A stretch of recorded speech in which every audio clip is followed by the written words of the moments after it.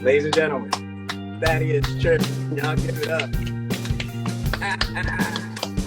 Sharay, The master. How are you, man? man, I'm good. I'm definitely feeling like a student right now, man. Man, Listening to your live, oh, listening to the wisdom, listening to the testimonials. I mean, both practical, spiritual. And it's just the best of both worlds, and I love it. I'm absolutely engaged. If I wasn't partnering with you today on this live, I'm still highly just I feel great. Man, listen. Feels great, man. I love what Hey, you're saying. I feel you're great. It's translating. Officially, I'm from Camden, New Jersey, but it's like maybe about 5-10 miles from Philly. Nice, So man. yeah. Yo, Camden has put out some monsters. You and your brother, man. Are Oh there yeah. Oh my God. any other guys from Camden that are in the industry that we might know? Well, the whole Tribbett clan, me, myself, Ty, Pudge, Eric Tribbett, back in the day. You know what the strange thing is? A lot of people that were from Philly moved to New Jersey, not necessarily Camden, Yeah. but they moved to New Jersey. The houses was a little better. And South Jersey, again, is right over the bridge. Eric Roberson, a lot of these people just kind of integrated on this part. Jazzy Jeff, Oh, wow. he's in, Oh, well, he's nice. in Delaware, but it's like a tri-state area of us, who definitely honed and collaborated our gifts within Philadelphia. But as we got older, as we got our money right, we kind of looked around across the land, see what's more affordable. So you are the Firehouse Bridge and worship director at the Potter's House in Dallas, Texas, TD Jakes. Wow. Absolutely, yeah. So, I man, enjoy doing it. my question is, what changes in your life really opened up the door and prepared you to shift into that role of worship director at the Potter's House? Like, what happened? What got you? We're gonna Yeah. start there. Yeah. Well, I'll tell you, man. I mean, I'm appreciative for each and every Tiny Desk albums, award, you name it. Even on the gospel side, just the concerts and the effect that the music has. But the truth is, man, I wouldn't be half the person or any of the person I am today had it not been for my, man, and I'm still working on it, my relationship with God. Yeah. I literally fear God. Yeah. I'm not afraid like he don't love me, and if I do wrong, he gonna kill me. But more so like a fear of respect. Yeah. And knowing that, okay, Dad, you not that good of a musician, so you really, make sure you pray, read your Bible, give God some time, and like connect with that. And I never lost that. When I was about 14 years old, I think that's when things started happening for me, on a small scale, but industry wise. And I never forget. No offense to any of those guys, but a lot of the old heads back then, if they were mid-20s or 30s and 40s, they really didn't help me. They laughed at me. They used to take that same 4-string bass that I had, that I still play today. They used to ask me. They used to say, "Hey, let me see your bass," and they used to laugh at me and clown me because they had Ken Smith's 6 strings, and I'm like a teenager. Wow. I got to go home after the gig because I got school tomorrow. Right. And I'll never forget how it crushed my soul and my spirit. And I went home after so many times and I prayed. And like God literally helped me, like for real, like from my young years. I was like, God is like, don't worry about it. I had one scripture I used to always read that kept me together. Trust in the Lord with all your heart and lean not to your own understanding. In all your ways acknowledge him. He shall direct your path. Yeah. And I kept that, and that kept me going. And I realized, even musically, I started to understand what I was listening to. I started to be able to be more creative. I started to get a whole lot of compliments at these gigs. GA was formed. My brother made GA when he was 18, 19 years old. But in the mid-20s, that's when he was in his mid-20s. That's when it kind of blew up. And it's really like God, like really fathered me, man. I mean that's what he is. But he really kept me through those moments, and I had so much pushback from the old heads. And I'll never forget. I always kind of said to myself, when I get older, or when I get better, if God ever blesses me with a platform, I'm going to go back to them 15-year-olds, the 15-year-old me, you know what I'm saying, Yeah. the high school age me, and do whatever I can to help that person. So strangely enough, oddly enough, Jamar Jones at the time, 11 years ago, he called me to be a part of the Potter's House. And I started out on the bass guitar, you know, just playing the bass, doing this, that, and the third. Throughout the course of time, I would volunteer here and there to do things with the youth. That's always been my passion, you know, and fans would come up like, oh my God, you know, I've seen you here, I've seen you there. This is great. I'm glad you're here. Why are you here? Like, it was kind of great. So I would, every now and then I would go and like volunteer in different areas of this mega church. And between Bishop and Marcus Dawson, they saw what I was doing. And, you know, they was like, okay, you are more than the bass guitar. Wow. What do you think about this? What do you think about that? So they kind of shift my role. And now I do leadership training, character development. I'm a licensed elder at the Potter's House. And it's all for youth, young adults. And recently they actually want me to do something with even the littler kids. Now they have like kids from grades, second grade to sixth grade or something like that. They have their own service. And Wow. I've been helping them out. So I actually got a meeting next week. They want me to help curate that space too. And I'll tell you, man, it's I was talking to Pudge maybe a couple of weeks ago. It's like the way that God is enabling me to give back. I get more joy than a Grammy, man. I get more joy than, you know, the great likes and stuff like that online. I love it. I appreciate it. But I remember what God brought me from. And I'm kind of getting chills. I'm kind of getting chills talking about it. I'm getting chills too. Yeah, I know where I was limited at, and I know where God is still working with me at. And, you know, I keep him in my heart.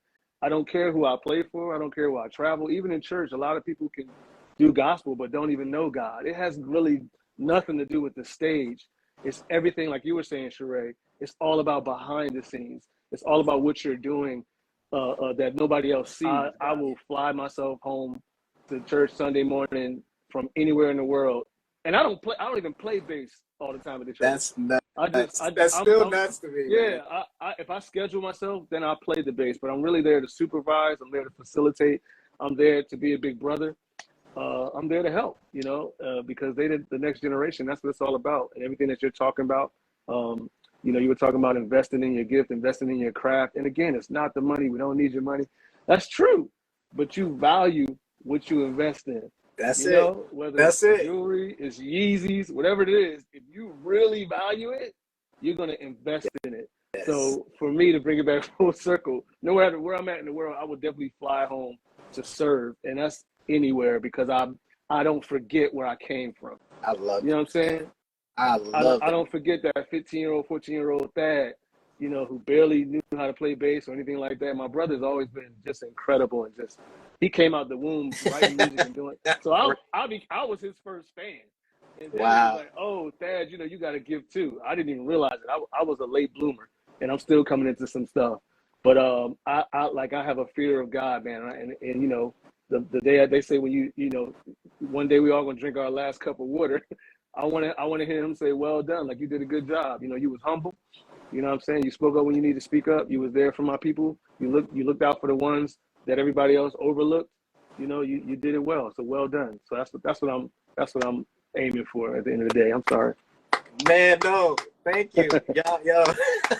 I can hear the wows and the claps from everybody through the man. Thank you, man. That was incredible. That's inspiring, man. Everything that you said, I feel that in your delivery. Like I feel that in your playing.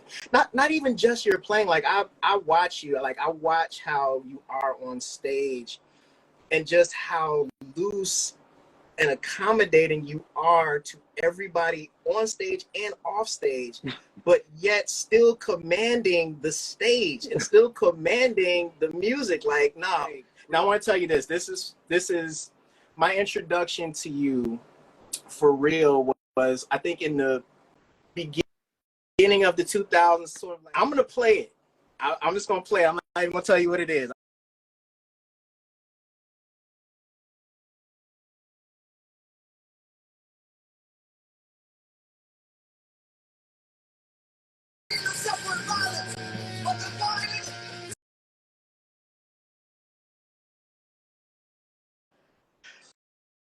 Okay. Took me back. Hold Yeah, on, Ty, that's bro. my bro. I love that guy. Some things you can't explain, you have to experience. And truth be told, I'm a victim of taking my own medicine, if that makes sense. Like me even listening to that now, I'm like, I gotta go back and like, Lord, like God, where did that come from? God, how did that? Like I don't feel like that was me. It's a lot I of can I can attest to soundtrack. that. Yes. Paris Bowens, Seabass, Oh, Spanky, Pudge. I mean, go down the list. Chris Stevens, Jeff, saxophone player, Kurt, trombone player, Hickey, guitar player. A lot of us, we had this thing. Even my brother, of course, he's a strong member of that team as well. A lot of us, man, we had a mantra. It's kind of like we every, I don't want to say show, but every time we had the opportunity to present our gift, the standard was to have an out of body experience. Now, yeah, now it was sometimes it was, Paris just had a moment and he went somewhere and we all like, oh, you crazy. Mind you, we all been together years and years, and then God exposed us as a band, but a lot of us have, like, Seabass, like, literally lived with us for years before the group started. Or Pudge would do something, drums or percussion, or Spanky. But the goal was to, like, I think in church they'll call it like touch heaven. But for everything that we do, like, it was like, listen, we just, whatever we do, let's come out of ourselves. Like, we didn't have a good show or event unless we were able to do something that we didn't practice or do something that we couldn't explain. That was like our, can I say agenda without sounding cultish or anything yes, like that? absolutely. That was like after shows or before shows, if we prayed or whatever case, that was like the goal was to, like, and at times, like what you just heard, that intro that came out of, that wasn't even being busy. That was just an atmosphere thing, and it was in sync, I believe, with what the messenger was saying. And I have to say this, and no offense to anybody, any other artists I work with. I love y'all. Thank y'all so much. Please keep calling me. Please keep helping me pay my bills. But some artists, I may only be able to relate to you on a musical level. With Ty and most gospel artists I work with, I relate to you on a musical level and also your message. You understand? Yes. I sell music. Yes. That's what I sell. Yes. That's what I do. I sell music. You're going to buy it? Cool. You want hot music? Got hot. You want cold music? Cool. You want music with cheese? I get some music with cheese. Cool. But if you order that music that you want a blessing on and this, that, and the third, and it connects with my spirituality as well and my theology, something else happens. And it does.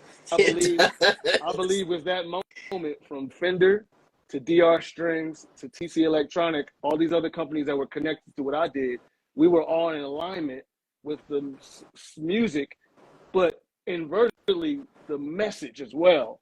So whereas you're like, yo, Thad, I heard what you did, that was great, but something happened that I can't explain. And too much so, like you said before, I remember we were trying to hook up before, and I'm not sure if you had stuff like this prepared or whatever, and I'm mad that COVID happened. But to the fact that we're circling back now, and we've been old friends for a long time, to whereas you still went back in your archives to bring that up to present right now, man, that's a spirit, that's a sound, that's a spirit, that's something I can't explain. And because I can't explain it, I'm gonna be honest, I can't take the credit for it, man. I think that it has a lot to do with the environment. It has a lot to do with whatever happened in our rehearsals at that time, my brother's leadership. It has a lot to do with the band, at that time, sound check. It has a lot to do with maybe what the world was going through too. And that's when I, like, moments like that, that's when I become 15 years old again. And God is like, all right, do this. I know y'all practice this way, but try this, so. And it doesn't always work, because sometimes I make a lot of mistakes. But I'm glad that one went on wax and it was good. That one, I won't even call that a mistake. All I know is that it sent chills through my body as a bass player. I remember at that time, and you can probably attest to this. I won't speak for everyone, but I've experienced many different versions of myself. Like, I have died over and over again to be resurrected into, like, just this new me.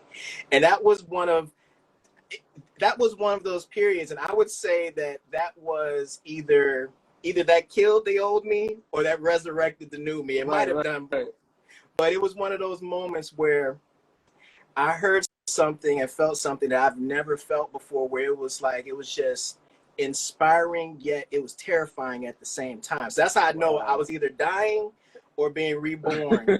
It's probably both, but it was one. Yeah. It was that. It was like wow, this is incredible. I've only felt that from a few people. I felt that with Victor Wooten when I was 16. I felt that with as you were talking, I was envisioning Victor Wooten. It's crazy that you said that. Yeah, he absolutely him. Oh my God. Yeah. I felt that. Sharay, you crazy.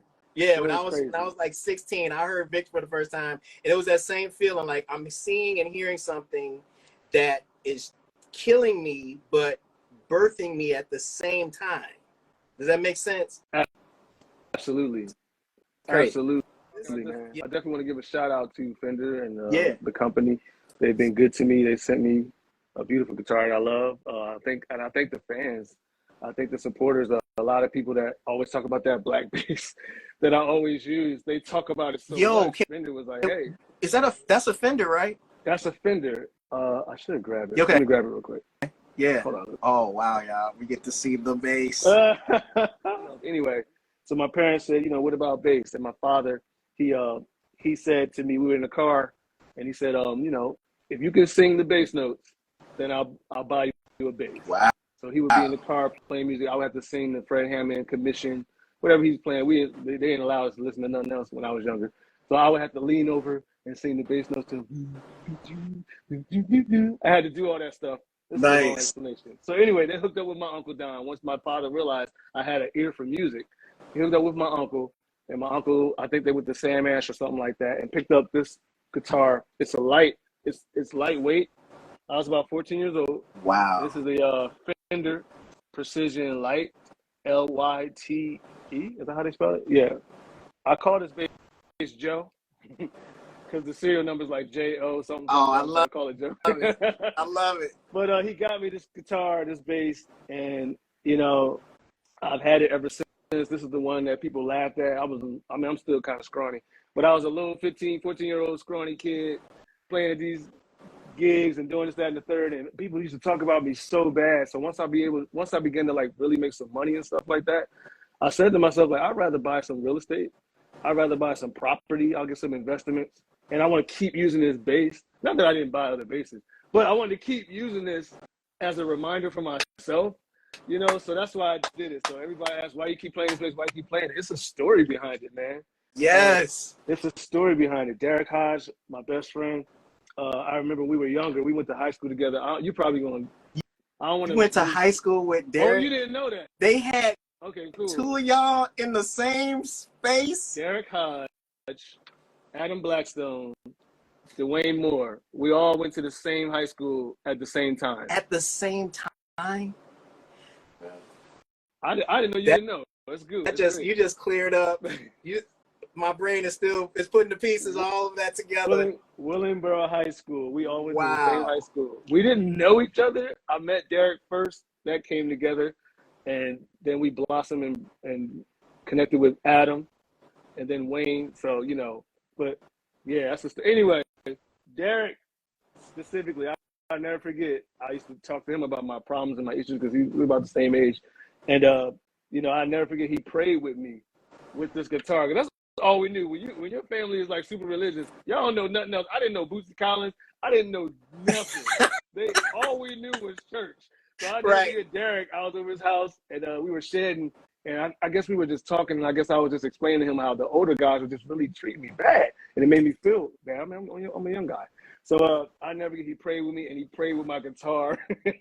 Wow. So this has extreme sentimental value to me. I kind of see it like how, Prince had his iconic guitar. Yeah. BB King had Lucille, of course Hendrix. The guitars that he didn't put on fire, he had specific guitars that was great, Jimi Hendrix. But this means a lot to me, and I'm never gonna stop using it. I'm still processing the idea that you, Derek, and Adam all went to the same high school at the same time. I'm still processing that alone.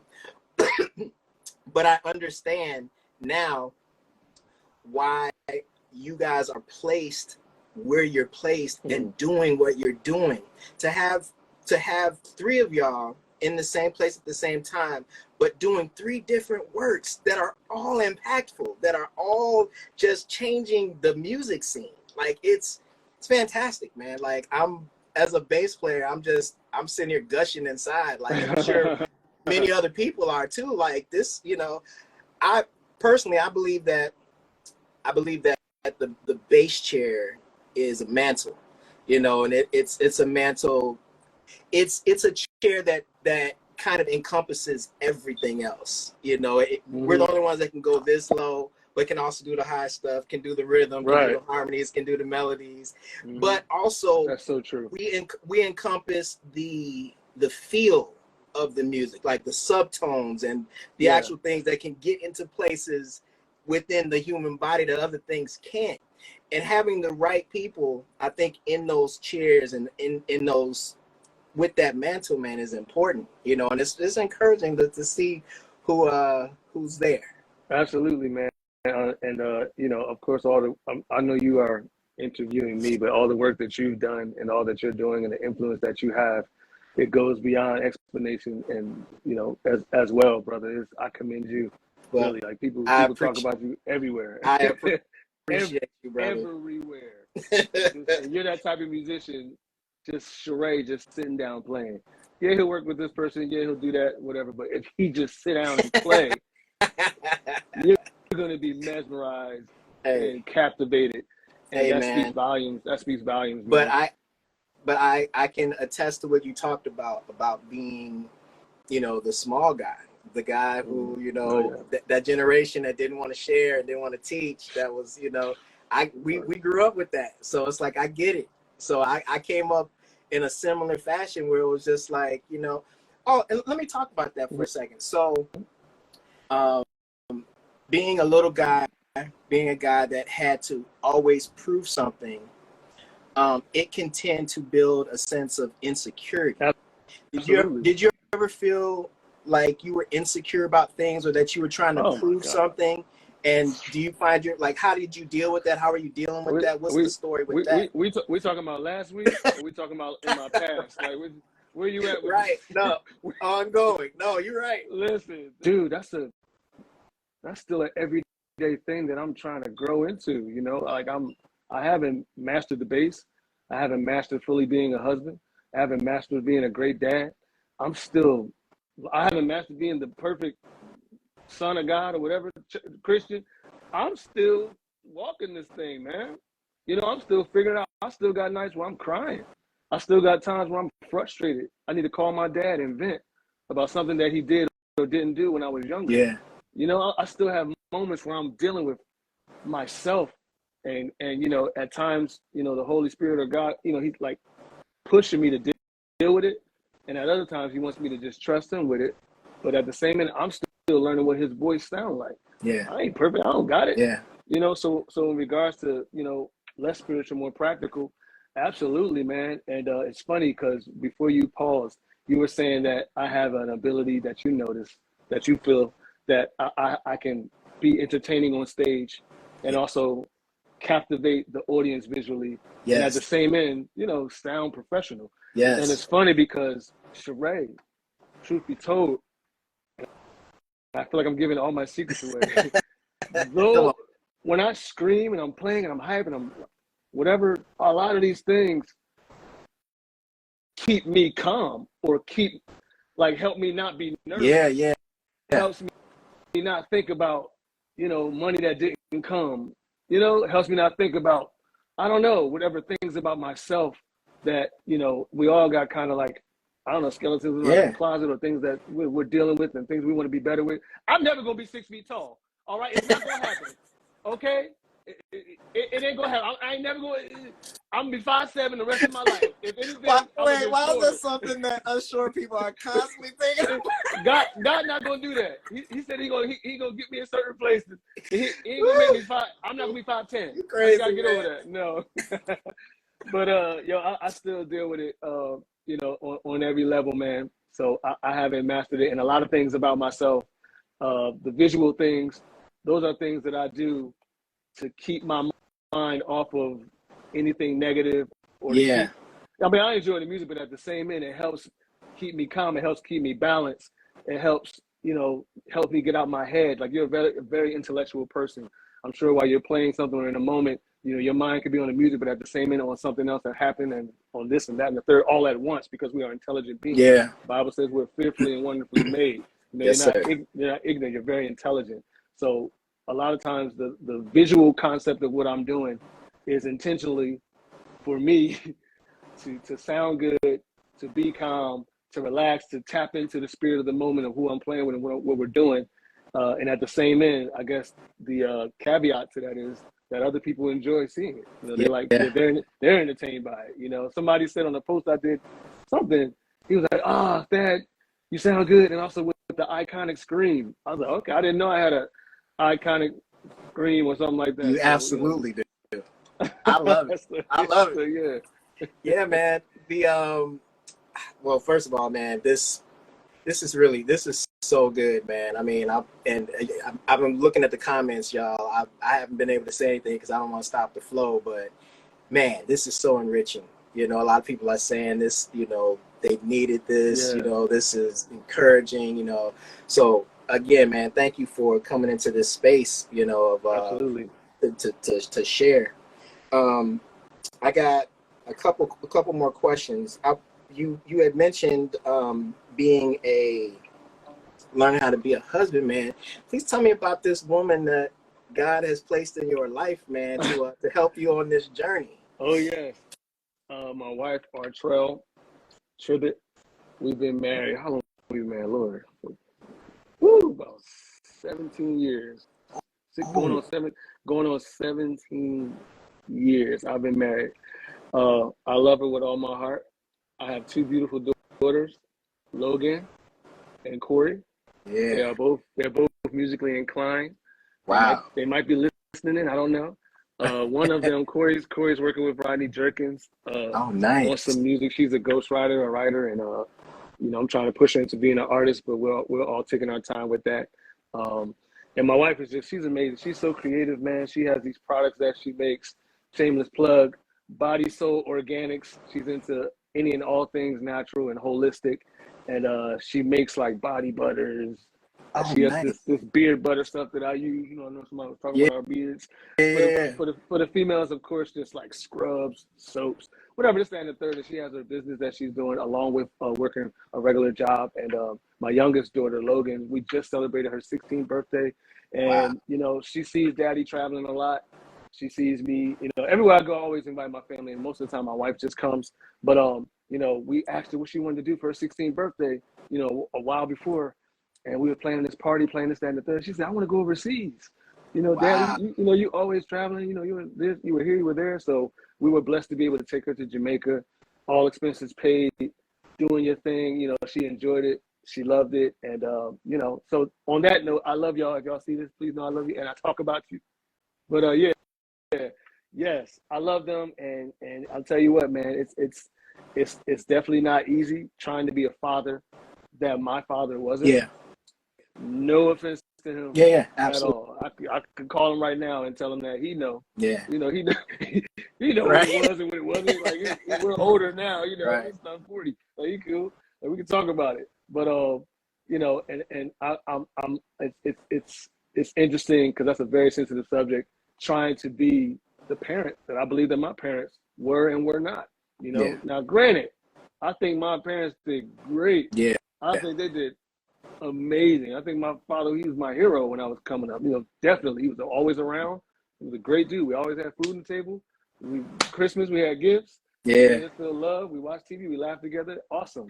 But it's some things I was coming into manhood, and it could be probably another interview we do, becoming a real man, dealing with practical things, dealing with bills, dealing with at the time, even my high school years, just different attraction to women, how to approach them, how to be a gentleman, just different things.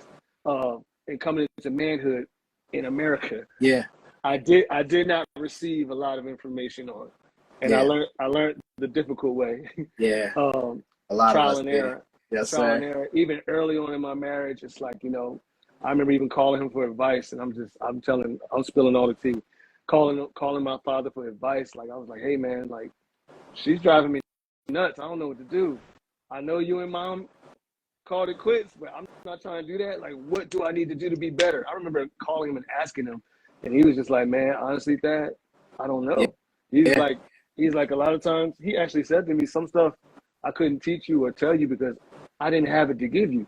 Wow. But at the same time, he's like, that don't mean I still don't love you. That don't mean I'm not here to listen to you. So I love that about him. He is transparent. We can talk about it, and he's not at a point where he can, try to make it seem like he was the perfect person. He understands that things could have been better and he wants to do better. I love that about him. But having said that, I'm grateful for this crutch. I'm grateful for what I don't have because it causes me to pay attention to the men that I'm around, whether black, white, whatever race you are. I'm black, so I'm going to talk about black people. But I pay attention to the black men that I'm around. I pay attention to the fathers that I'm around. I pay attention, when Pharrell, I was on the road with him. Every show, he got his family. His wife, his kid, everybody's there. They see Daddy do his thing. He get off stage, Pharrell, right with his family, chilling. I remember seeing that. John Legend on tour with him, rocking out. Chrissy, kid, every show. If they wasn't there, he was FaceTiming them and then something else. But it's like so I said to myself, okay, there is a balance. Yeah. Pay attention to these men, these successful, wealthy, influential men. Pay attention. Don't be drunk or consumed by the hype and the stars and the likes and the awards, because at home, that's what's gonna keep all this other stuff. That's the roots of it. So I don't know. I try to be a sponge. I try to learn. I'm an advocate on chewing the meat, spitting the bones. Whatever works for you may not work for me. But I always want to be better. I always want to do better, and I always love to learn. So, yeah, that's my spiel. Jeez, man, you just dropped like at least 10 dimes, man. Like, yikes! Wow, dude, thank you. That was I can feel the people. They're like, yes. Yeah. So yeah. All right, man. I'm about to put you on the spot again. I got to play my second Go ahead. song, man. This is a little. I got my bass out. Where your bass? Hey, where your bass? I got it. Woo! We P-basing it today. Yes, sir. He has made me glad. Whoa, bro. Before I get into it, let me set y'all up. It's giving Isaiah 61 vibes, restoring the old waste places. You hear Ella Fitzgerald, you hear Count Basie, Duke Ellington, you hear the fusion influences, you hear all of the new musician stuff, you hear all the church stuff that we grew up in. It's everything. It's got everything. I love it. I'm just gonna play it. Y'all gonna enjoy this one. If you haven't heard this is He Has Made Me Glad, and I'm gonna start from the rip. One more time, ladies and gentlemen, let's bless the Lord. Turn this bass up.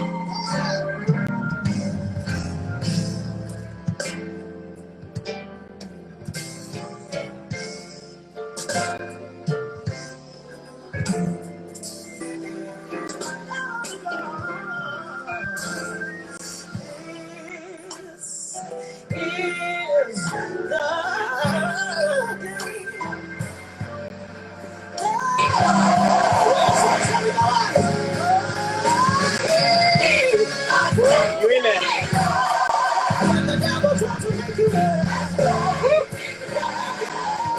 Man, you are crazy with this thing, boy.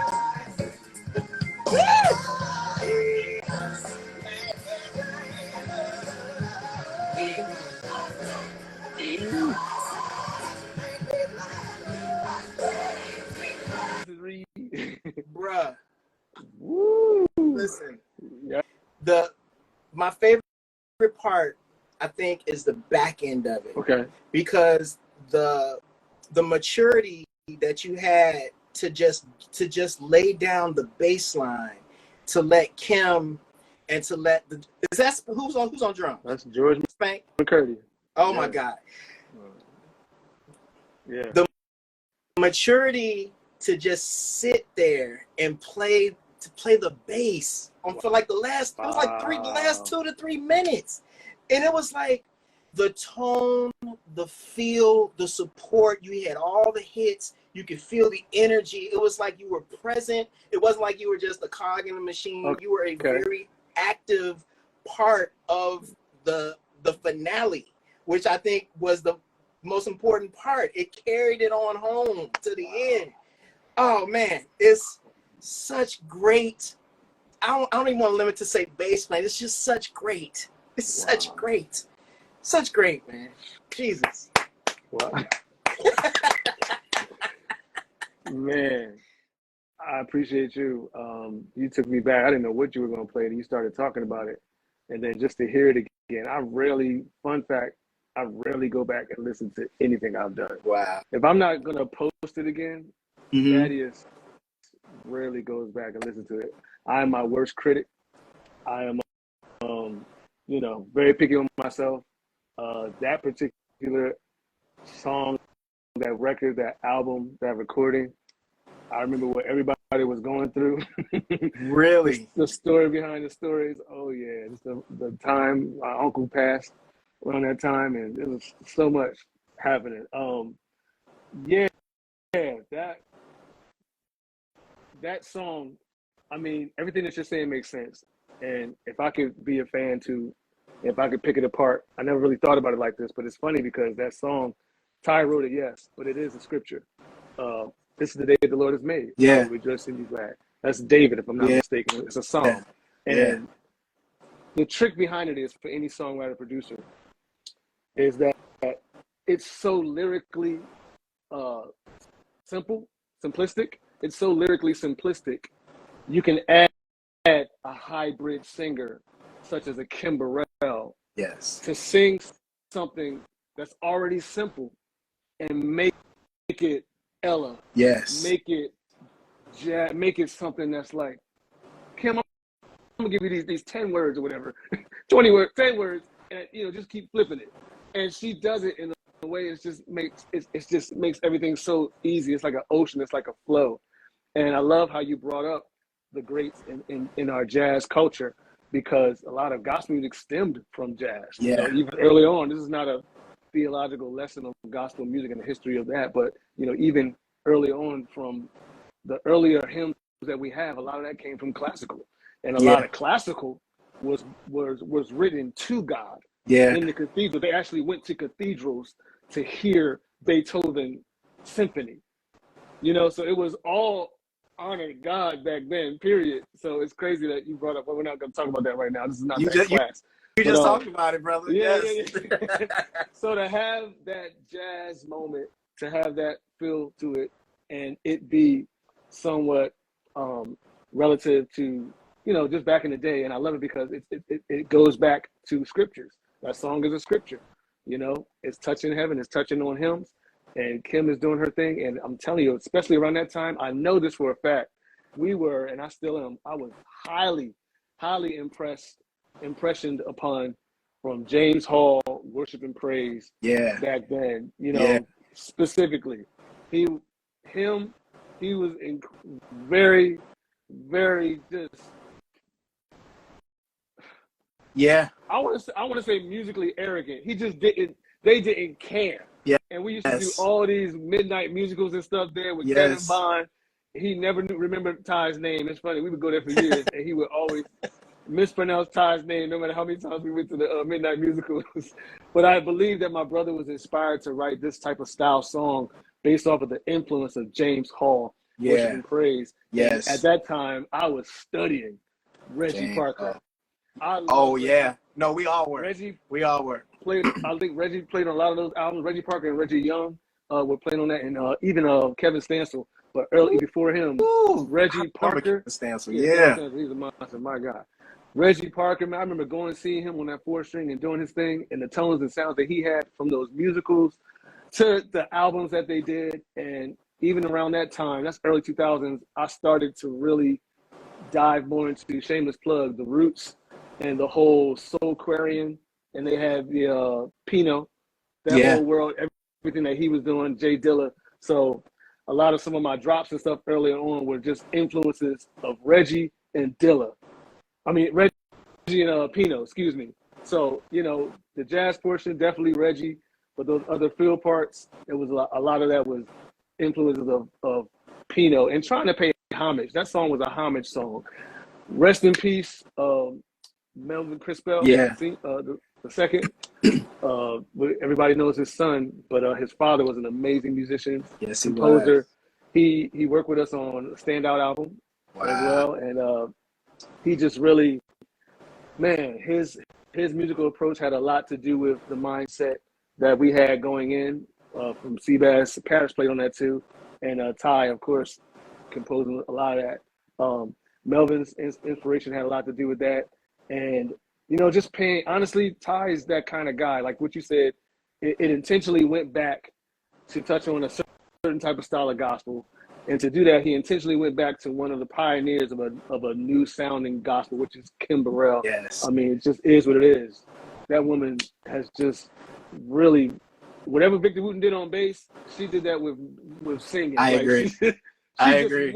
She morphed what you thought a voice should do. Exactly. To the point where the world has to recognize it. We cannot duplicate it. It's true. We can only respect it. And just try to learn from it. I cannot duplicate what Victor Wooten does. I can only respect it. That's how I feel about you, brother, and your bass playing. I know. That's my cue to get off this line. No. I'm losing connection. I can't hear you no more. I don't know what's going on. I'm losing connection, y'all. I'm so serious. Sorry. I love that we can do this as musicians. Is show love to just where the love is neat, where it should go, like to the Kim Burrells, to the Melvin Crispells, to the Ties, but also to you, man. Like I'm very, when you say that, I feel the same sentiment towards you, where, and I hope people feel this on this live, is that you're in the midst of something that you're never going to see again. Like to be able to have a Thaddeus Tribbett right here. Like you're on a live with him. They'll talk about it in the future, but it's happening right now. And I'm blessed. One of the many things that God has blessed me with is to be able to be in the midst of it while it's happening. Before it's talked about, but to actually be in it and appreciate it while I'm in it. So I don't take that for granted, man. Like this is special. This is not normal. This is amazing. We love you. We appreciate you. I personally, you're my top 3 bass players that are walking on this earth right now. I said that before you came on, but it's true. My top 3 bass players. Anthony Jackson is one of the other 3. I'm not gonna say who the second one is, but it's you, Anthony Jackson, is somebody else, which I will divulge at another time. But I just want you to know that I recognize that this is not happenstance. This is not regular. This is extraordinary, and I want to give you your flowers while you're here, and just tell you, man, like, yo, you are doing it, and everything that you're saying and everything that you are, it resonates within the love community, within the life community, within the God community, within the peace community. It's all that. So, man, I just want to say thank you. This live has been great, man. Like, I'm not gonna let you have the last word. Thank you, Sharay. Thank you for what you're doing. Thank you for reaching out. Thank you for being a pillar and a catalyst to what's happening. You're both a pillar and a catalyst. Like, you're pushing so much, and I appreciate you. I love you. You've been my brother for so long. Yes, sir. Never had any type of bad vibes or anything like that. I really appreciate you, what you're doing. You are light, man. You're an incredible monster of a musician and composer, and even I'm gonna start talking too much. But even when the thing is, when people talk about Sharay Reed, they talk crazy, about he's a great musician, but at the same end, they actually like you, man, and that's important. Like, you're a lovable, likable person, man, and I appreciate that about you, because that goes beyond everything else. I've met some jerks. I'm gonna say jerks and nothing else. I met some jerks, and it's like, yo, just It's play. true. And then, oh my God, you're gonna get paid. Just please leave. I don't want to talk to you. That's You are crazy. not that dude. So I appreciate you for what you bring to the table. And yeah, man, I love you as a brother. Please hit me up. And y'all, we real friends. Yeah. This ain't some old industry Nah, hype nah, type of nah. stuff. Like Sharay's Nah, my it's guy. genuine. That's It's my definitely dude, man. genuine. And Yes, sir. I thank you for everything you're doing for me, man. For the flowers that you're giving me, and yeah, I don't know, man, making me feel great. I Yeah, that's appreciate it. good, man. I I'm glad you appreciate it, feel man. that, man. And it's I not just do. me. It's around the world. You know, And people. thank y'all. I'm sorry, everybody Yeah. too that's watching. I'm sorry. I'm so sorry. Love y'all so much. Thank Yes. y'all for the prayers. Thank y'all for the support. Thank y'all for the shares. Thank y'all for the likes. Thank y'all for the transparency. People on here talking about the Clark sisters. I love it. They're talking about everything. Like you guys, you know, we have the stage and the platform right now, but you have access to us as well. And hopefully, you know, you can learn some stuff from us, glean some stuff from us, whether it's good or whether it's for you or not for you. But hopefully, you can take it and use that in your space for whatever you need to get done. You know, we just trying to be lights while we're here, like you said.